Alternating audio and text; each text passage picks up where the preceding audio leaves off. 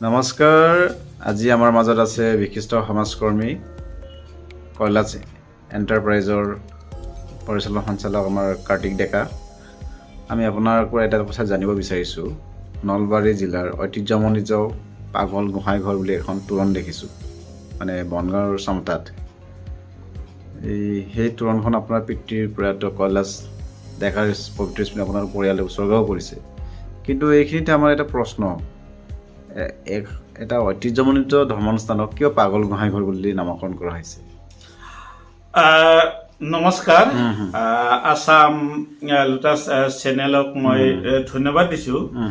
কাৰণ এটা কাৰণতে ধন্যবাদ দিছোঁ, মানে আশে পাশে অসমৰ চাৰিওকাণে য'ত মানে পৰি থকা বস্তুবিলাকত যোনে কোনো মানে সাংবাদিকে যায় এই প্ৰশ্নবোধক বা উত্তৰটো উলিয়াব পৰা নাই। এইটো আমাৰ আছাম লোটাছ চেনেলজনে মানে তাৰ মুখ্য গৰিষ্ঠতা হ'ল মানে আমাৰ এইটো কি পায়ং আছিল আনন্দ আছাম লোটাছক ধন্যবাদ দিছোঁ এইটো কাৰণে, কাৰণ ঐতিহ্যপূৰ্ণ আমাৰ বনগাঁও, নলবাৰীৰ বনগাঁও চামতা ওচৰত চামতা নদী বেলখৰৰ মাজতে আমাৰ বনগাঁওখন, আৰু তাতে আমাৰ এটা পাগল গোহাঁই ঘৰ বুলি এটা আছে। তো আমাৰ এখেতসকলে মোক এইটোৱে প্ৰশ্ন কৰিছে কি যে পাগল গোহাঁই ঘৰটোৰ নাম কিয় এনেকুৱা হ'ল, হয়নে? আপুনি সেইটোৱে কৈছে। জানিব বিচাৰিছোঁ। মই এইটোৱে ক'ম যে সেই সময়ত মানে আমাৰ মানে মই যেতিয়া গেটখন দিওঁ, সেই গেটখন দিবৰ সময়ত মই বিৰাট মানে সকলোকে বয়স্ক মানুহবিলাকৰ লগত মই আলোচনা কৰিলোঁ, মানে কেনেকে ধৰণৰ গেট দিম বা ইয়াৰ এই মন্দিৰটোৰ ব্যাখ্যা কি। তেতিয়া মোক ক'লে যে এইটো হ'ল আমাৰ বিষ্ণু দেৱতা। এইটো বিষ্ণু দেৱতা, এই বিষ্ণু দেৱতাটো নদীত এটা বুঢ়া গোহাঁই এটা আছে, এটাতে তাৰমানে অহা যোৱা কৰে, সেইটো সখী অহা যোৱা কৰে। অহা যোৱা ক'ত কৰে মানে ঘোঁৰাত কৰে, আৰু একদম পুৰা লৈ এনেকে একদম লৈ কিনে তাৰমানে মানে অহা যোৱা কৰি থাকে। মানে মানুহে প্ৰত্যেকেই তাৰমানে এই ঘোঁৰাৰ শব্দবিলাক পায়, মানে সাৰ পাই উঠিলে বা পেচাব কৰাৰ সময়ত ৰাতিয়ে যদি উঠিলে মানে এই শব্দটো গম পায়। তো গম পাই মানে মানুহে প্ৰত্যেকৰে তাৰমানে এটা হেৰি হ'ল যে এটা আমাৰ পাগল গোহাঁই ঘৰটোত মানে নিশ্চয় মানে ভগৱান বিষ্ণু আছে, মানে আমি একদম পুৰা পালন কৰিছোঁ। গতিকে সেই দিনৰ পৰা সেই জাগাখিনিত তাৰমানে আমাৰ গোবৰ আৰু পানী এদি কিনে সেই ৰাস্তাটোত মানে আমাৰ সকলো সেই মানুহবিলাকে, আমাৰ সেই দক্ষিণ চুবুৰীৰ মানুহবিলাকে প্ৰত্যেকে তাৰমানে এই ৰাস্তাটো ৰাতিপুৱাই উঠি গা চা ধুই উঠি কিনে তাৰমানে গোবৰ পানী ছিটাই। তাৰপিছত মই গোটেইখিনি কোৱাৰ পিছত যে এনেকে আহে, আহি কিনে তাৰ পৰা এনেকে আহি কিনে এনেকে যায়, সেই সময়ত মানে এইটো হৈছিল কি তাৰমানে কলেৰা বেমাৰটো লাগিছিলে। তাৰমানে কলেৰা বেমাৰটোত আমাৰ তাৰমানে গোটেইখিনি জাগা বাহিৰত লাগিছে, কিন্তু বাহিৰত লগাৰ পিছত তাৰমানে আমাৰ সেইখিনি জাগাত হোৱা নাছিলে। আমাৰ সেইখিনি জাগাত নোহোৱাৰ কাৰণে এইটোৱে তাৰমানে মানুহবিলাকে তাৰমানে চব পাগলা পিতাকে তাৰমানে আৰাধনা কৰিলে।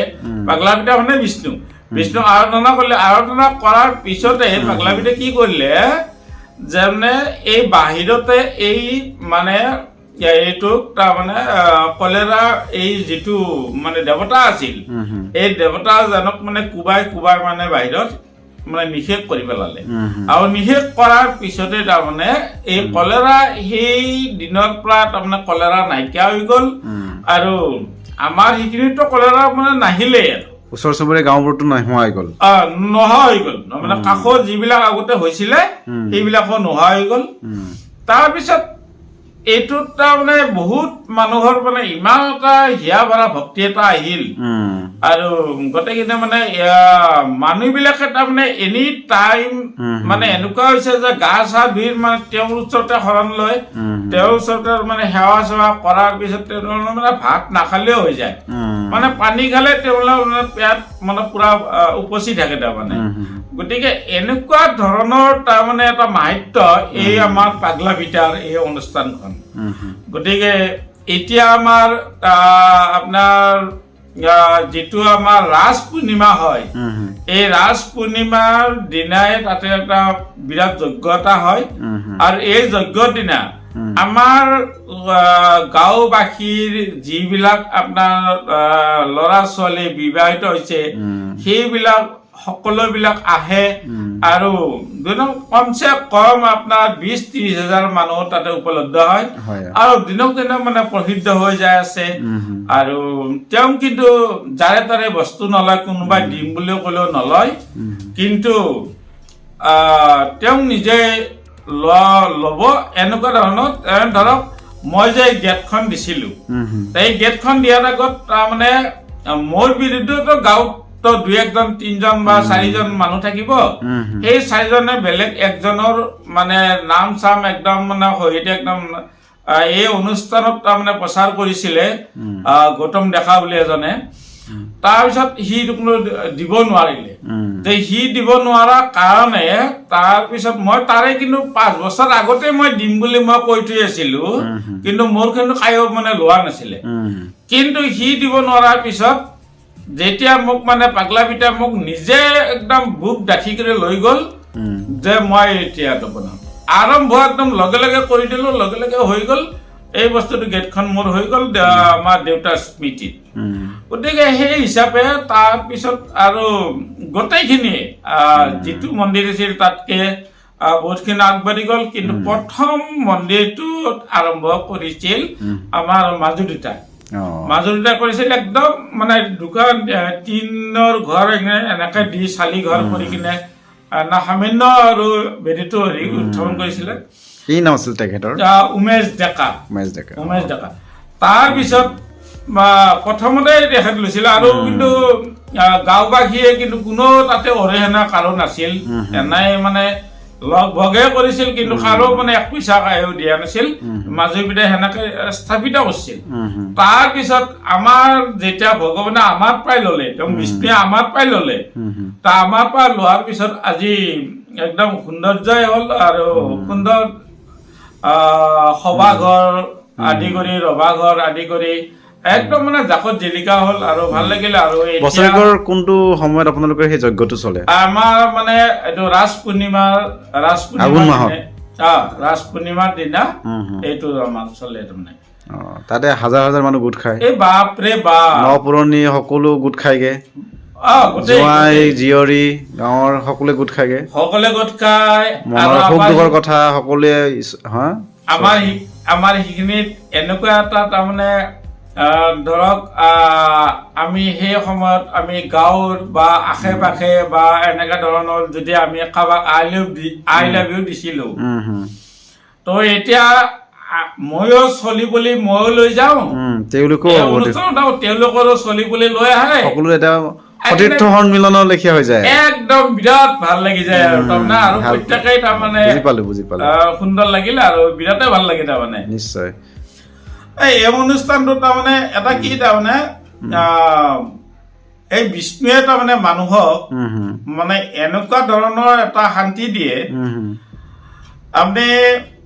আপুনি মানে যি খায় বা যি তাকে যায়, যোৱাৰ লগে লগে আপোনাৰ মনত যিমান আপোনাৰ টেনচন আছে এই টেনচন বিলাক একদম নাইকিয়া হৈ যায়, একদম নাইকিয়া হৈ যায়। আপুনি তাকে যাব মানে কি আপুনি স্বৰ্গত বাস কৰাৰ নিচিনা এনেকুৱা হান লাগে, মানে অত্যন্তই ভাল লাগে তাৰমানে জেগা, পজিটিভ এনাৰ্জি এটা পায়, একদম এনাৰ্জি। আপোনাৰ কোনো আপোনাৰ বেয়া ভাৱ নাথাকে, আপোনাৰ কোনো দুৰ্বল অনুভৱ নাথাকে, আৰু একদম যে মায়া নগৰ, এই মায়া নগৰৰ নিচিনা আৱিষ্কাৰ হয় তাৰমানে। এতিয়া আমি শেষত চমুকৈ আপোনাৰ বিষ্ণু বন্দনা এটা শুনিব বিচাৰিছো, বিষ্ণু স্তুতি প্ৰাৰ্থনা।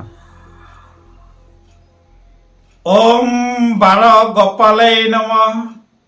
ওম প্রভু বিষ্ণুয়ে নমঃ ওম প্রভু পাগলাবিতায় নম বাসুদেবায় নমস্তুতে নমস্তুতে নমস্তুতে নমঃ নমঃ বারগোপালায় নমঃ দশাবতারায় নমঃ ওম ব্রহ্মায় নম বিষ্ণুয় নম মহেশ্বরায় নম বলভদ্রায় নম সুভদ্রায় নম জগৎসত্তে নমস্তুতে নমস্তুতে নমঃ নমঃ ওম শিবায় নম পার্বত্যায় নম গণাশায় নম ওম লক্ষ্মীমায় নম ওম শিবায় নম ওম সরস্বতী মায় নমস্তুতে নমস্তুতে নমস্তুতে নমঃ ওম বিষ্ণু দেবতায় নম প্রভু কৃষ্ণায় নম ওম জগন্নাথ মন্দিরে নমস্তে নমস্কার প্রভু কৃষ্ণায় নম ওম কৈলাস মন্দিরে নম ওম প্রভু বিষ্ণু দেবতায় নমস্তে নম ধন্যবাদ।